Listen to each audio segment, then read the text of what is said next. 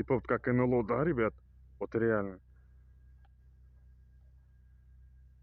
Она вот реально типа как НЛО, блин. Как вот тут этот диск нахрен. На нем еще он такие эти вот выбитые.